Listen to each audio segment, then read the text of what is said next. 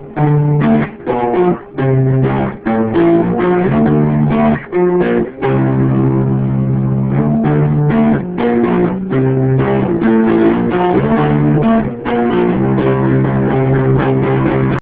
and welcome to the All About X-Men Comics podcast, where you'll find recaps and reviews of all the most recent X-Men comics, as well as previews for upcoming issues.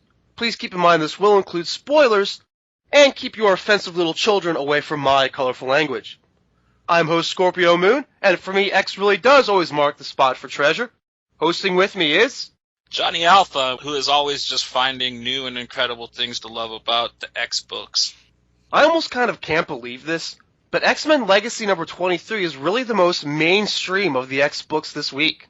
So many others in this zany week didn't have mutants in them, or were just a little more off the beaten path, so this is really the flagship title.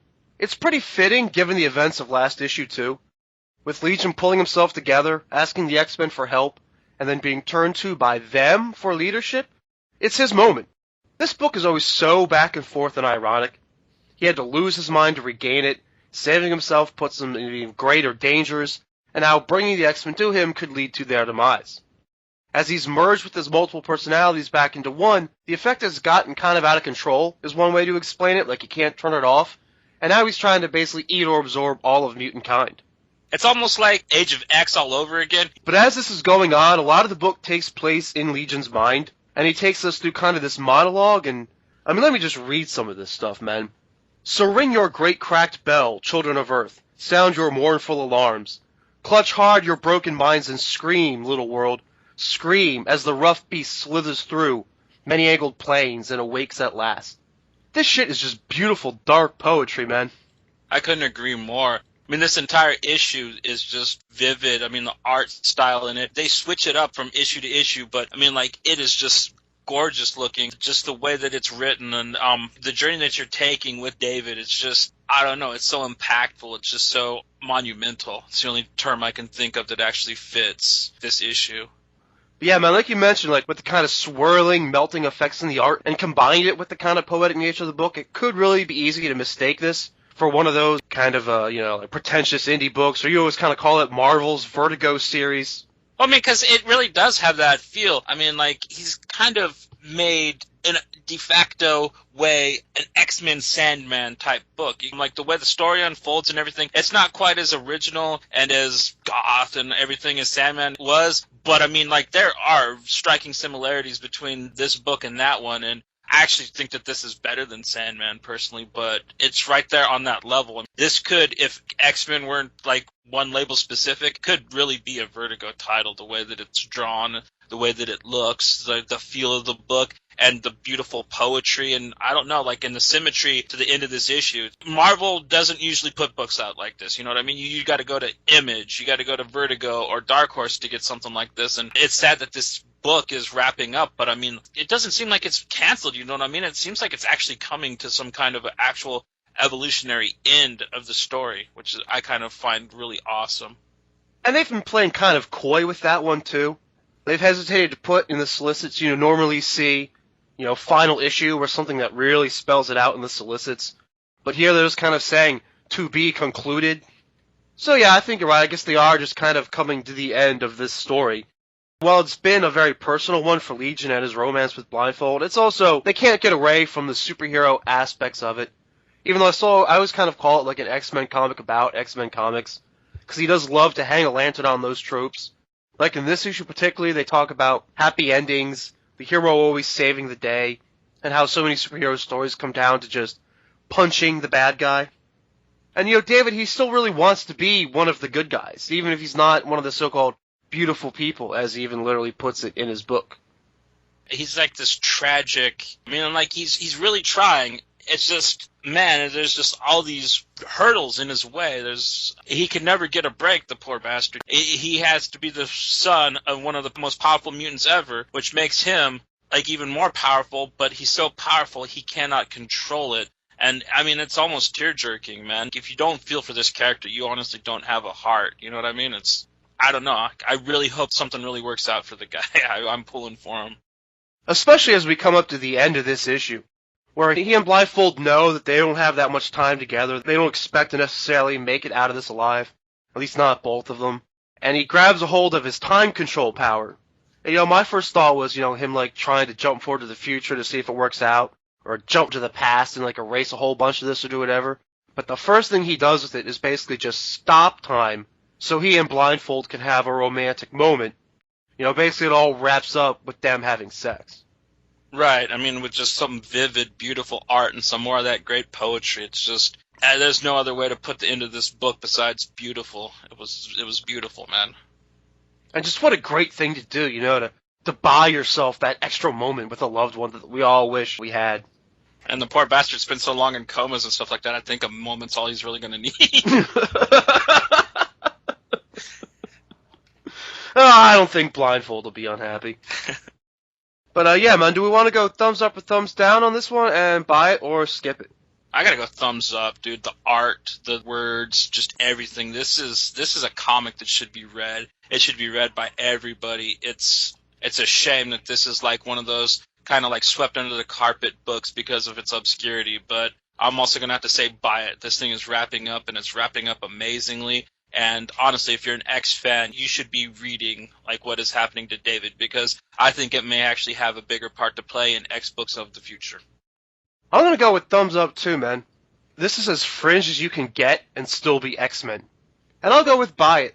Because if you don't, you're missing out on a series that lives up to the potential of what X-Men comics can be. It's one that I'd absolutely give a 5 out of 5, because I think this is the kind of comic that changes the name of the game, and I would shatter any future that dared keep me apart from this book. Next up is Uncanny X-Force number 17. It's the last part of the 4-part Vendetta crossover between Cable and the X-Force and Uncanny X-Force. To sum it up, Strife basically played the part of the typical comic book villain, enacting a revenge scheme against members of both teams. He wants revenge on both Cable and Bishop. If he can get Hope to kill Bishop like she wants to anyway, in revenge for what he did to her, then in theory her soul is corrupted, which will also, metaphorically kill Cable inside. So you get Cable's dead inside, Hope is dead inside, Bishop is literally dead, everyone's dead in some way or another, and Strife would win. The X-Force teams basically went through their own little version of Battle of the Atom, battling it out before they finally combined their efforts to save their respective members. When they show up, they all try and knock the shit out of Strife, and eventually it's enough that Cable can basically just come up from behind, shank him, and put him out of business. But first, he basically charges Hope up with way too much power, turning her into a bomb trying to kill her, at least getting one last little sliver of revenge before he disappears. But since that's basically Bishop's power, Bishop is able to talk Hope through it, and how to not explode herself and how to redirect the power away. So he saves her life, and I guess that kind of leads to, Johnny, you totally called it, that they were going to, I think you even literally said, hug it out at the end, and they literally kind of do hug it out afterwards. A bit, man. I really like the way that they both yeah, Bishop, you did okay, we don't forgive you, if we see you again, we'll probably kill you, and they both walked away from him saying, dickhead, It was a little touching. Bishop talking to Hope, they actually had him be cool for a second, so I don't pity his ass this issue. He actually had a moment of kind of coolness, poor Lucas. But his was very short-lived and nowhere near the best and coolest moments of this book. There's just too many to count. Boom Boom calls Strife Lady Gaga. I laughed for 2 minutes straight after reading that line. You got Puck and Colossus coming in as the crazy duo. It was Puck riding on his back, dude. I don't know why, but that imagery just had me rolling. You got Dr. Nemesis trying to pull a multiple person gag on Strife, and when he gets caught, his bang. I don't know. There was just so mmany interactions in this that it was charming. It was clever. It was awesome. This is the last issue, and it pisses me off, man. This book, dude, really, they should have saw how good Vendetta was going and just kept these books going. They could have the other X-Force book too, I think, but whatever, man. You know what I mean? Marvel knows best, I guess, but whatever. But it really did go down in epic traditional X-Force style. All the things that you loved about these series was in this last issue of it. And it basically serves as the last issue for both X-Force books.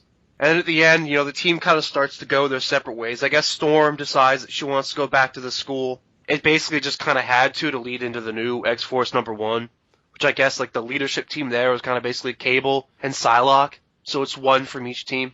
And another thing that they're really going to have to hurdle they're going to have to jump is they're going to have to explain how Psylocke is going to be able to work with Phantom X again, because Sam Humphries in the second arc of Uncanny X-Force really blew that relationship to bits. The fact that they're going to be working together in the near future is kind of alarming. Like, I want to know how they get back into friendliness.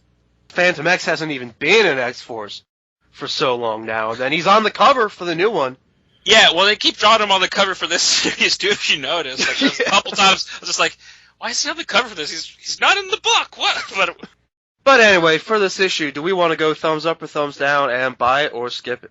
I gotta go thumbs up. Like I said, there's just so much cool character interaction, and Strife just getting his ass kicked hard. And I'm about to say, buy it, dude. This was a great end to both these series. It's a great end to this vendetta. It really rang of old school X-Force, which was cool that they wrapped up the new X-Force with the old X-Force stuff. I gotta say, man, buy it. Yeah, I'm gonna go thumbs up here too. Cable and X-Force was my favorite book while it was running, and I think that team meshed really well with this team here in Uncanny X-Force. Both teams are full of those edgier, less stuffy X-Men characters who talk a little more like real people and, are a little more extreme or whatever. Which is why I'll say buy it, because putting those characters together into this Vendetta arc really did make it like a shorter, too cool for school version of Battle of the Atom. I'm really sad to see both these books go, but I'm happy they at least got a quality send-off. So we also picked up Guardians of the Galaxy 11 Point Now this week, because it's part 2 of the Trial of Jean Grey crossover between the all-new X-Men and the Guardians of the Galaxy.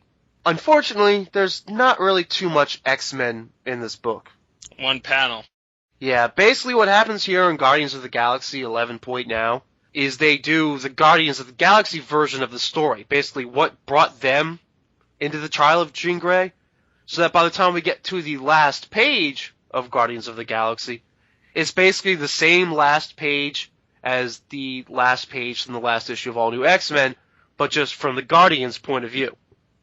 Right, yeah. We basically hear that Star-Lord's dad had to meet up with Gladiator, and Gladiator explained to all the world leaders of the Cosmos Court or whatever the hell they're called, that Jean Grey was alive, and that even though this wasn't the real Jean Grey, they were still going to hold her responsible for the crimes. And I thought it was kind of cool that a lot of the worlds thought it was really rude of the Shi'ar to blame this young version of Jean Grey for the crime. So I don't think the Guardians are going to be all alone in their fight helping the X-Men against the Shi'ar. And I really hope that somebody just smashes the shit out of Gladiator, because I've never liked that douche.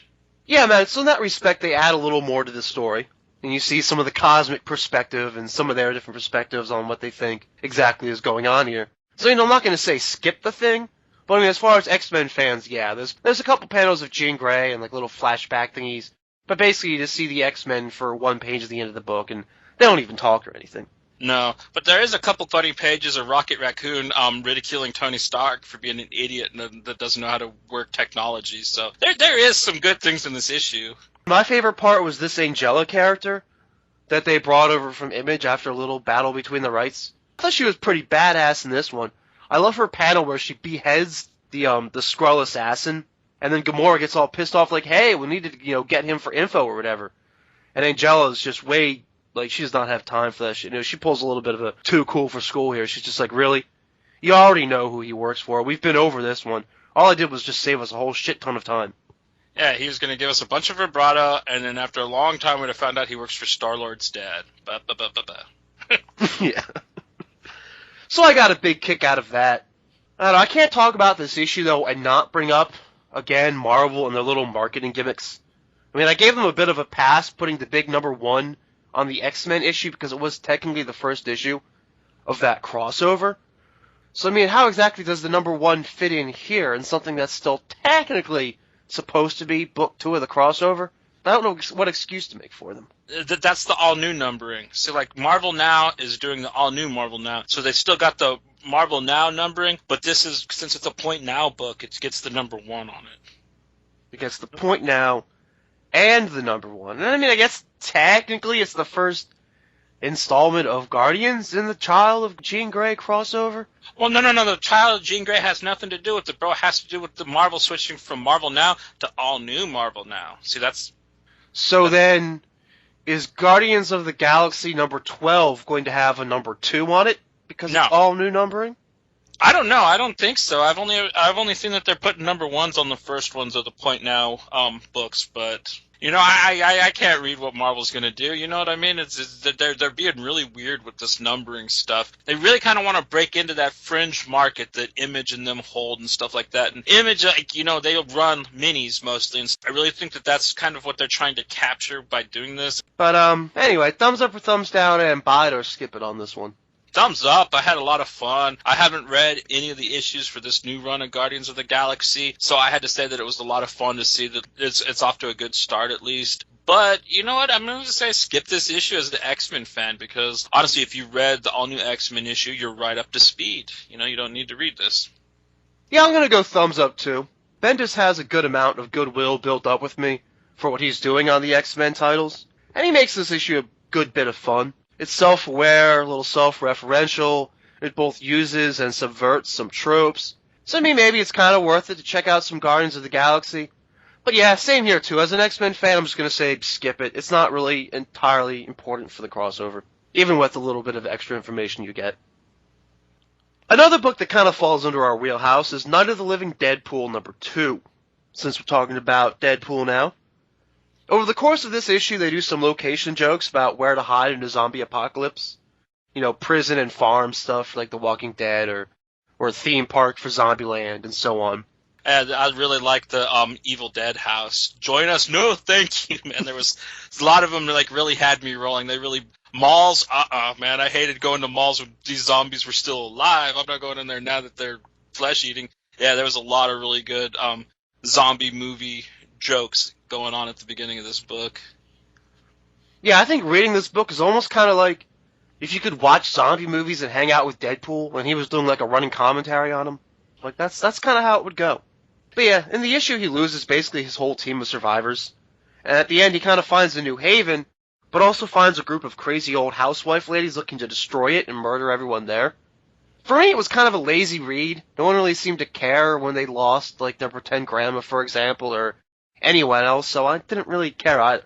Yeah, I think that this book wasn't supposed to like really make you feel bad, like when the kids became zombies and they ate the soldier and the grandma. This is all supposed to be a spoof, you know what I mean? Like Night of the Living Deadpool kind of really gave that away, and that like them making fun of Woodbury from The Walking Dead, but then having the crazy housewives that we're gonna burn that motherfucker down.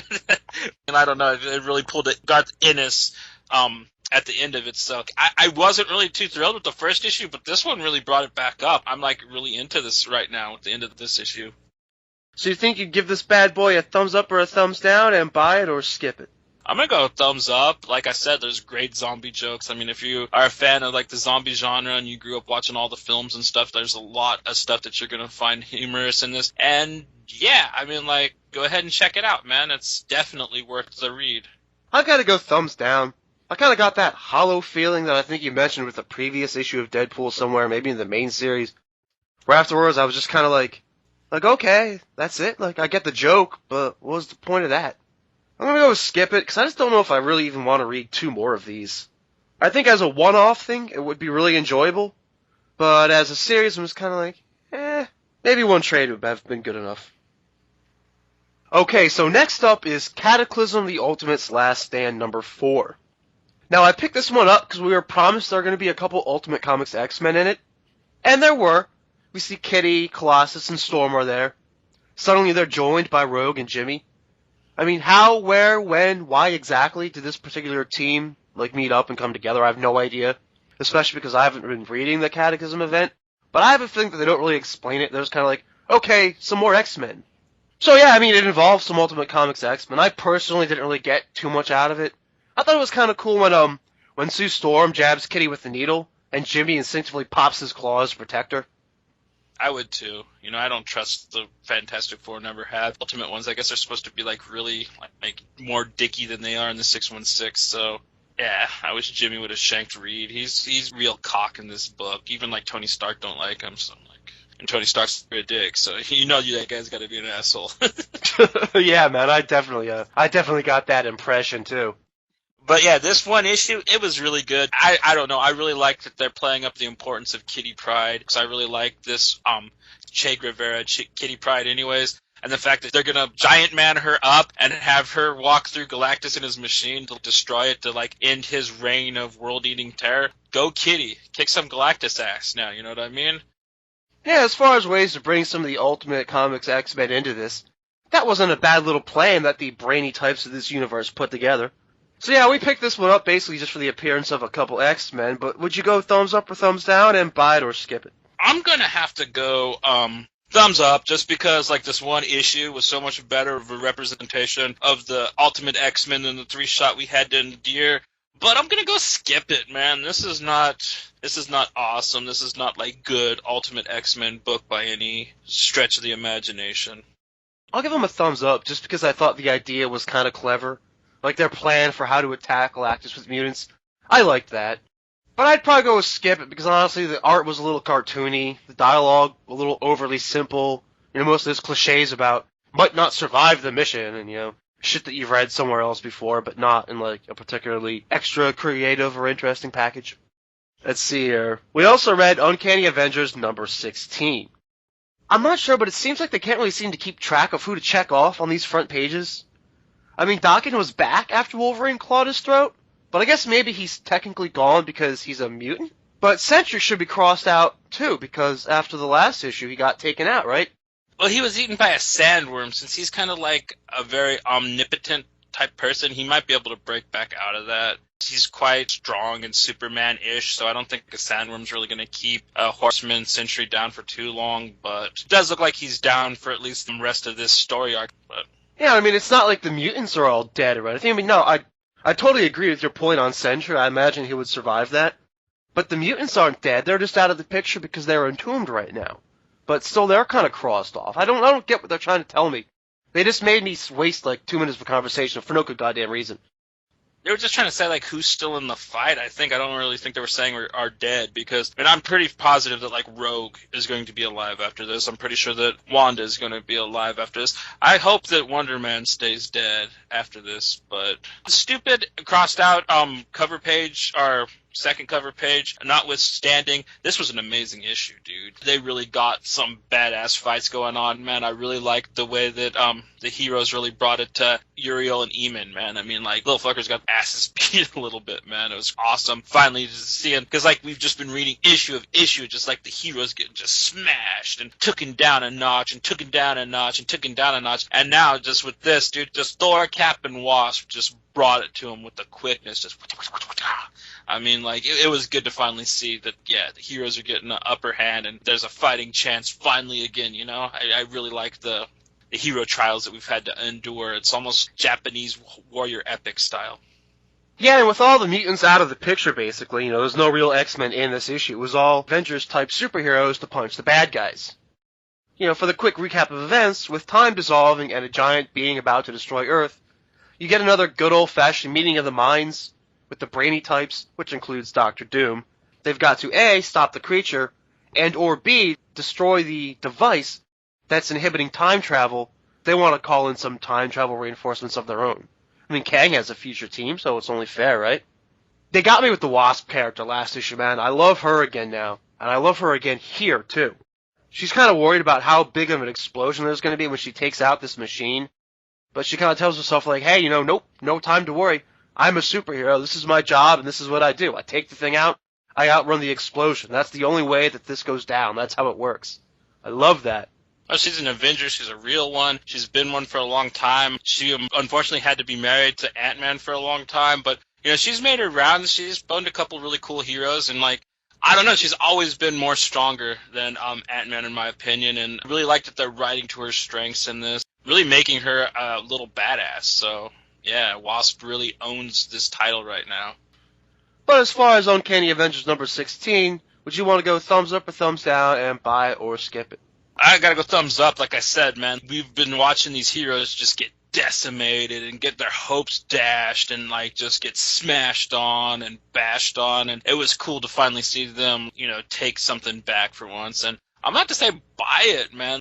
This is just getting so intense and awesome. I mean, I really love this story arc of this book. I mean, I really hope he can keep this momentum going. I'll go thumbs up for the heroes finally getting to strike back, but I've got to go with skip it. Just not enough X-Men to hold my attention. Ironically, there are more X-Men in Avengers Assemble number 23, their Inhumanity tie-in. So Avengers 23 being an Inhumanity tie-in of sorts was, that was the idea for it. But as a big X-Men fan, I'm just jazzed that it features Wolverine. You also get Spider-Woman and Spider-Girl, and I like all the fun that you can have with various Spider variations. The issue also featured Nolan Woodard, of Irredeemable and Incorruptible fame, who, by the way, also colored X-Men number 9. I knew there was another reason that I liked that issue that I couldn't quite put my finger on, man. It was the colorist. Nolan Woodard is like one of my favorite colorists. Yes, I have a favorite colorist, and if you don't too, then you should be ashamed of yourself. Yeah, Clem Robbins is my favorite letterer, too, so yeah, if you don't have a favorite of everything in comic books... Yeah, look into this stuff. They put a lot of work into it, and it deserves it. But anyway, the Spider-Babes don't exactly bond. There's more of a tough love vibe going on than anything else. But I thought the conversation was a nice read. It was reminiscent of, like, Hope and Boomer. I'm not used to calling her Spider-Girl, and I don't think I'll ever call her that. She's always going to be Aranya for me. I love that comic, and she's just so spunky. I love Aranya. So I'm glad that, like, she is, like, still around. She's just Spider-Girl now, which is really lame, but whatever, at least she's still there. And I really like Spider-Woman telling her, you got to get a badass phone, so that way you could, like, call S.H.I.E.L.D. and they can send you information. And she's like, I need a phone. It's kind of funny chick stuff. And then, yeah, Wolverine shows up, and what can I say, man? He's actually written well. This is probably one of the best Wolverine comics I've read, aside from Savage, in a long time. I mean, like, he was actually, like, the old wise teacher. I mean, he was better than this than he's ever been in Archie's. I mean, Kelly DeConnick, she should write Wolverine and the Archies, man. This is the way Teacher Wolverine should be. End of story. Yeah, man, this is the kind of thing that calls for Wolverine. Spider-Girl's got a real grim mission to embark on here. She's determined to bring back her teacher and friend, even if it's only so the family has a body to bury. Because she is fully expecting that he's dead. I think the idea is that he's just, like, Inhumanity cocooned or something right now. But, she doesn't know that. She's just got this mission. So Wolverine takes over babysitting duties from Spider-Woman, and he kind of keeps up the tough love vibe that we were talking about. But as he shows her the ropes, we get a real practical look at the realities of superhero work. Like wearing weighted gloves so you don't break your hands when you punch someone, stuff like that. And they do use the kind of killable version of Wolverine, putting on a gas mask, going to battle and stuff like that. So, editorially, I guess it's cool that they're kind of paying attention to it.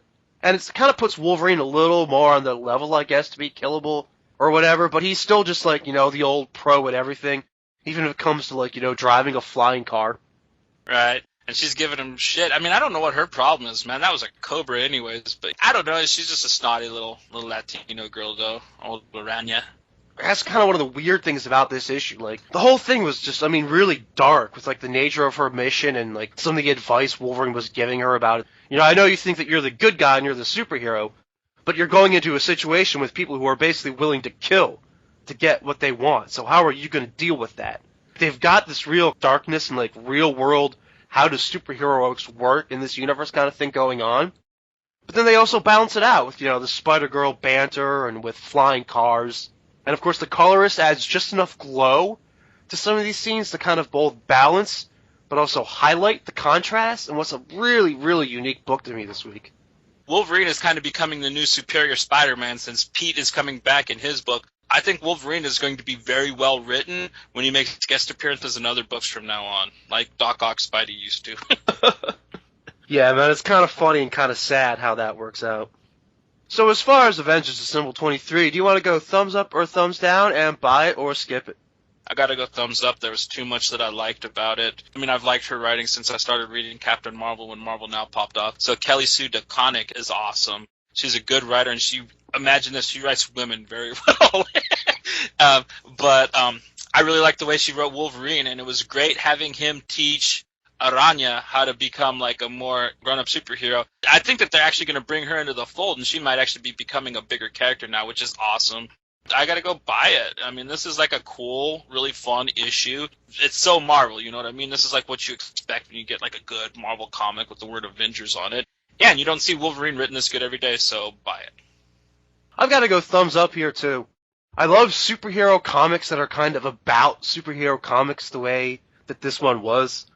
And I think fans of superheroes on screen will get a kick out of the Avengers Earth Mightiest Heroes ringtone that Spider-Woman has.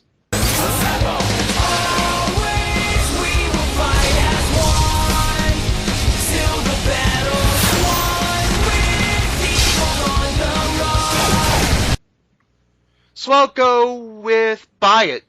You know, you've got like Avengers, X-Men, and Inhumanity all tied into this, like, just kind of like really weird, kind of like, you know, different kind of book that's still, like you said, just Marvel through and through. And that takes us into our previews. Our next installment is going to be a bit of a short one, as there are only 2 actual X-Men books that we'll be looking out for. They should be doozies, though. First one up is going to be the new Wolverine #1. Oh, boy. Yeah, I don't see how this is going to work. I really don't see how this is going to work. Wolverine is in too many other books for it to feel to any all-around X-Men fan like he ever really left the school. And this whole idea of him leaving his leadership role, it's very 1 step forward, 2 steps back. And I hate that in comics. I mean, I hate to equate him to Spider-Man again, but it's like the same thing that they always do to Pete. They always drag him back to the point where he can't keep a job, and he's a stumbling nerd. And, like, that's what they're doing to Wolverine. They're like, oh, we were actually evolving the character. Let's drag him back to the point where, yeah, he's just a fumbling idiot that doesn't remember what happened to him, and blah, blah, blah, blah, blah. And, dude, this Paul Cornell guy really needs to get ran off. He is a hack, he is horrible, and he is not doing this character any favors. I mean, I already have a limited attention span and amount of caring for the character of Wolverine as it is, and he is cutting that shorter and shorter with every issue of his horrible writing that I have to read. Yeah, man, this Paul Cornell has no goodwill built up with me whatsoever. So I can't look forward to this at all. I mean, he's on a super short leash, at least, to say the least. But honestly, seriously, Paul Cornell, just go back to writing your Doctor Who novelizations and get out of Wolverine.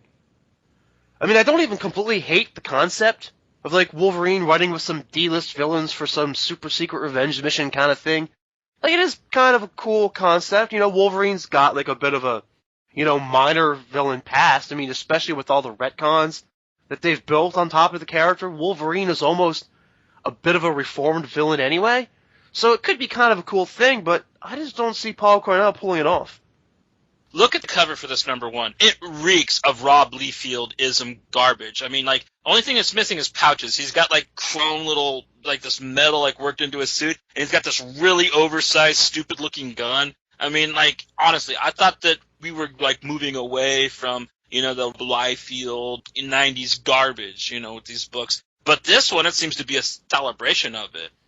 Yeah, like, what did they do? Like, keep the writer but change the artist? I think that's about it. Couldn't they have reversed that? Like, keep the old Wolverine artist and change the writer?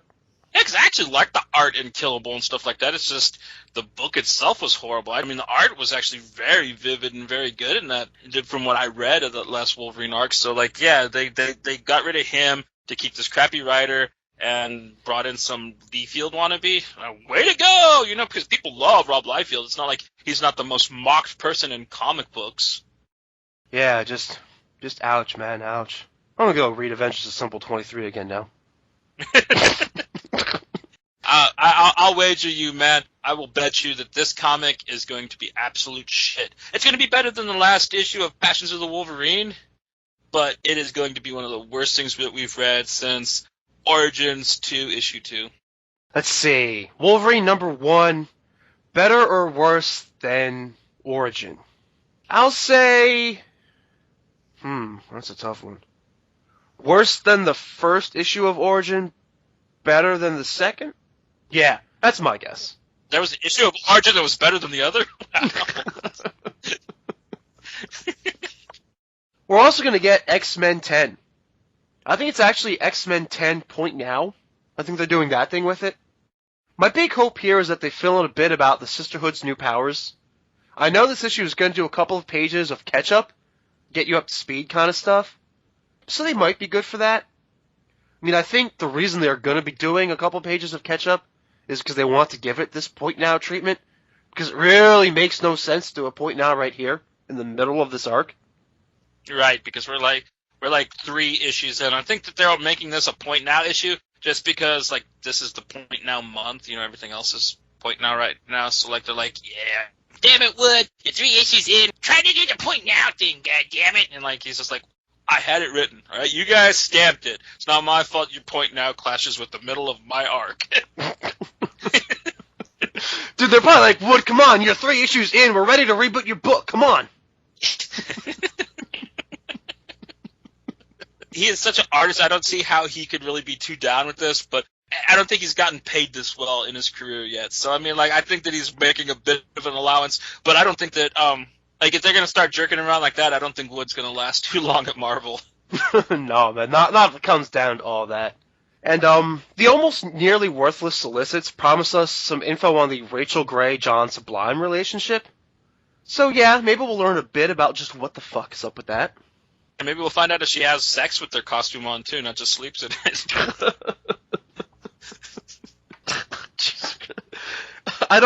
Rachel, you's a freak. Yeah, I don't know what there actually is that I even want to know about the Rachel Gray-John Sublime relationship, now that I think about it. Maybe back in the 90s she thought he was a part of the band Sublime, and like... Alright, well thank God that this kind of zany week was still ended up being more or less really good, because next week is going to be a bit of a dice roll, if you ask me. Oh, I mean, we're going to have like one really good comic to read, I think. X-Men 10 is going to be a lot of fun. I think it might be like the last issue where it's just like awesome, but you're just like, wow, that's it? You know what I mean? It's like Chinese food, awesome. You know, like you read it, but like a half hour later, you're just like, I want something else. You know, where's the rest? But even that be better than Wolverine 1. You know what I mean? It's like that is just going to be awful. Let's just go ahead and spike the punch. Yeah, man, spike it up. Oh yeah! Spiking the Punch is a segment where Johnny and I each recommend one non-X-Men related comic. Johnny, do you want to lead us off? Yeah, I'm going back at Image Comics, and I'm spiking with Saga number 18. I love this comic. I've wanted to spike with it for a long time, and I don't know, I just never really had the opportunity because there was just other books that I wanted to get to, and this was already so far along. Since this was like the end of this arc, you know what I mean? I really think that this is a great place to spike with. And basically, if you haven't read Saga, you can get away with saying it's a Romeo and Juliet-esque tale about two races of warring aliens and dude who's got horns. He's from a magic society who fell in love with a soldier from the other army, and they basically run away and have a kid. And basically, she was never into it. She got conscripted. She was always reading on duty and stuff like that, and he was basically a POW. So they run away together, and they have a kid. And basically, they just kind of build this weird cast of characters. They meet this kind of ghost girl that's in the woods, who's kind of like this weird disemboweled thing. She almost becomes part of their family, and she helps them get to the rocket ship Force in the first arc, while at the same time they're being chased by this bounty hunter and his lying cat, which is a cat that can tell if you're lying. This book is such a mashup of different genres. You got sci-fi, you got fantasy, you got technology versus magic going on, and all kinds of stuff. Basically think if Chronicles of Narnia got mixed with Game of Thrones and a little bit of Star Wars, you know, and Dune thrown in there for a little bit of fun. I mean, that's basically what you got here. I mean, Brian K. Vaughan basically pulls no punches, and he really just went for broke with all the different stuff he threw into this, and it is a great amalgam of anything you can imagine. But getting back to the story, they go to the rocket ship Force, they find this rocket ship that's made out of wood, and basically they take off on it. And then in the second arc, the dude's dad and mom come and stay with them. He was betrothed to like this crazy hot black chick with horns, and she comes looking for him, and she falls in love with the bounty hunter with the lion cat. Basically, that leads us to this issue where she is trying to get to the guy that used to be her boyfriend because he knows healing magic, and she wants him to tell him the spell on how to fix her boyfriend, who's the bounty hunter. And the dude tries to explain to him that he can't because those spells only work on their kind. Dude makes him think that he's given up hope, and like he pretends that he kills his wife and his child, but the whole time he kind of had faith that because his wife has wings, but she told him that they never work because basically like they get clipped, kind of like a circumcision thing. So like he pushes her off, and she comes around back and flying and takes out the black chick. And I don't know, man, it was just cool, crazy issue, and a great way to bring about the third arc because it's told through the baby's eyes. And now at the end of this, baby's actually kind of like a toddler now, so we're actually seeing growth in this book finally. It was only a matter of time, really, until this was used to spike the punch. Saga is one of the most critically acclaimed and generally loved ongoing series out there right now. I think the main takeaway from this issue is how matter-of-fact they can be about these things. I point this out a lot in other books when I see it, and I will again even before this show is over. But you have this very fantastic world, and characters that talk about these crazy things in just very ordinary person-to-person ways. You know, like how functional are their wings, or what's the proper healing spell for a torn throat? Can a cat have daddy issues? The way they do it, there's never like a wink wink, nudge nudge to the audience. Like look at us, look how we're highlighting our weirdness. They just play it 100% completely straight. I loved what they did in this issue too, with having the baby kind of narrate the story. Because what you get out of it is you have, like, I guess it's kind of like a diary entry of sorts, where, like, you know, the kid later is, like, reflecting on their memories, and they're writing about the passage of time and how, you know, some moments can seem to last longer and some can be shorter. And they kind of use it as this great aging device to kind of bring the baby out as a toddler a little bit later. It really just is one of the top books going right now. Yeah, man, thanks for this Spike. Our podcast would look shitty if we did so many of these Spike the Punches and never brought up Saga. Pow pow. Now, for me, I went with Thunderbolts number 21 this week. I've spiked with Thunderbolts before, last time mostly being on the basis that this was a really easy read. Like, especially after a long day, you know, you've been to work, you've gone through, like, all your other bits for King and Country, and, you know, maybe you're tired and exhausted, you've only got a little bit of time left in your day to enjoy your hobby. You need a nice icebreaker to kind of turn your brain on to do some reading. You know, that was kind of like why I used it then. I mean, is it really good enough of a title to spike with twice? I mean, I don't know about all that, but I think it's worth revisiting for two reasons. Number one, they've added Ghost Rider, and number two, they've changed artists. Going a bit into the issue, what you have is you've got this crazy team-up. It's Red Hulk, Punisher, Elektra, Venom, Deadpool, and now Red Leader, and I guess it's Johnny Blaze, Ghost Rider. It's one of those zany kind of matchups, but the writer has made it work really well, actually, as they've combined efforts to take out threats to the world in the lethal ways that these characters all share. They were kind of working with a Death Eater named Mercy, but when she turns on them, they have to take a break from their missions to take her out. And now most of the team is trapped in hell because Johnny Blaze fucked up a spell that was meant to send her there instead. It also has something to do with a mark on Red Hulk. Yeah, basically this is an odd sequel to something early on in the Rick Remender Venom series. It was called Circle of Four. Basically, Venom, X-23, Red Hulk, and Ghost Rider had to fight. There's basically the satanic guy that was making symbiotic clones of X-23 to try to bring hell to Earth. And like it was like a really fun little goofy little side thing that they did. But this harkens back to with the hex mark from Mephisto on Red Hulk, because he got claimed during that story arc. It was kind of cool to see that team get thrown back together in this, because, you know, you got Venom, you got Red Hulk, and you got Ghost Rider now, so that's 3 out of the Circle of 4. I don't know, it was kind of cool that you found a Spike the Punch that also was X-Men related, because you get to hell and find out that Mephisto is no longer in charge and can't really make Red Hulk do what he wants, even though he's got the hex mark, because Strong Guy has beat the shit out of all the other Lords of Hell since second to last X Factor arc. Really cool choice to spike with.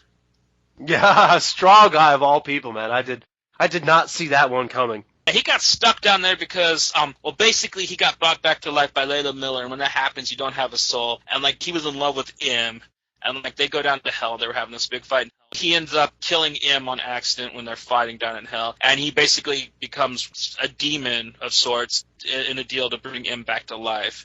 And so, like, basically he's stuck down there, so why not do what Guido does best, and yeah, just mess some people up and take charge like he likes to do. So, yeah, he's even whooped Mephisto's ass. Yeah, man, that's just part of the craziness of this book. So the team agrees to help Mephisto, you know, try and retake his throne for him, helping him take out Strong Guy. So you get kind of like deal with the devil jokes out of it, and they all hit for me. Especially just the matter-of-factness of it, and the down-to-earth way that they handle situations. You know, for example, like Venom explaining how the team works to Ghost Rider, how they're sort of just like a team of convenience. They help Ross clean up some of his messes, and in return the team does one mission for each member. You know, something too big for them to do alone. And they pick names out of a hat. Right. And you know you're screwed in a team when Flash Thompson is the most intelligent person there. Yeah, man, yeah. You know, there's a little kind of wink, nudge, with exactly how, with how simply some of these characters talk to each other, especially to the point where, like you said, like Flash Thompson ends up sounding like the smartest one of the bunch. But still, when you can do something so out of pocket like this book and play it straight, I just love that in comics. especially now that we can see it go down with more realistic art that doesn't have that Saturday morning cartoon caricature look to it. The Kim Possible Thunderbolts arcs you're talking about? Yeah, dude. I didn't get what was up with that Kim Possible art that they had going on in that book for so long. I was just like, come on, dude. Like, look at this team. You got the Punisher, you got Deadpool, you got Venom, you got Red Hulk, you got Elektra. And then this artist, yeah, he's got that really kind of, I don't know, brutal look to it. I'm hoping to see some gore since they're in hell. Yeah, man, there's heavy detail. It all looks angry and just kind of like, I don't know, man. It just looks aggressive. And Elektra and Punisher, by the way, are an interesting pairing. They're not in hell. They're still on Earth. And it's funny how she tries to kind of like bring out the man in him again. Like, hey, remember you like girls? Hey, you like cars, right? Trying to like kind of get him to live again. If I were her, though, I would never bring Punisher on an assassination with me. Not when it's for money. Because, I mean, if you're killing criminals for other criminals, I mean, sure, like, morally, that's kind of okay. That's kind of her deal. But the Punisher's just going to kill everyone, and now you're never going to get your paycheck. Right. I'm glad that you had so much to fill in for me on this one. You know, be it what was going on in some of the earlier X-Factor stuff and some of the Venom run, to kind of piece some of the rest of this together for me. So thanks for helping me out with that one, man. For the matter-of-factness with which they're playing and pulling off such a kind of silly but, you know, also cool idea, I'll recommend Thunderbolts number 21 as my Spike the Punch. Okay, on to our next segment. We're going to do Too Cool for School. You think you're too cool for school? Too Cool for School is sponsored this week by PSN-radio.com. PSN Radio, the best in talk radio anywhere. Johnny Alpha, who did you think was too freaking cool for school in comic books this past week? I gotta go with both of the X-Force teams flying in to kick Strife's ass in a busted-ass van. It was too cool for school. I'm going to go to the same book. I'm going to go to X-Force too. But I'm going to go with Hope for not killing Bishop. She almost got sucked into Strife's game. She wanted to get sucked into Strife's game. But at the end of the day, she was just too cool for that school of thought. On the opposite end of the spectrum, let's do a pity the fool. Johnny Alpha, who do you pity in comic books this week? I pity Strife because he had such a good plan. He had his hand wringing in his little metal gloves and stuff, and he got his ass kicked and hard by a team of a bunch of girls and a midget. So, Strife, I pity you. Pity the fool. Okay, so we still haven't left this book yet, but for me, I pity the fool that did not read these X-Force books, man.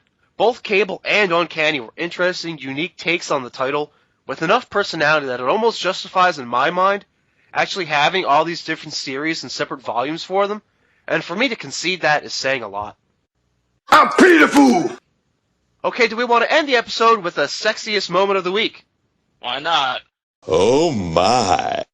My sexiest moment would have to be Domino at the end of X-Force, man. That was hot. Okay, I guess we're just not going to leave this title at all, but my sexiest moment of the week was Boomer running around in her short skirt and cleavage. Okay, our sexiest moment of the week was sponsored by comicbook.com. Hey man, this is Kevin Smith, and you've been comic booked. Make sure to check them out for some other X-Men related goodness. And of course, after you're done the podcast, if you want a little bit more, stop by www.facebook.com/allaboutxmencomics podcast. That's our social media home. You never know what our next focus on that page is going to be, so it's almost worth checking out just for that. And of course, there will always be links to various versions of this show on that page. And with that, we're off. See you next time.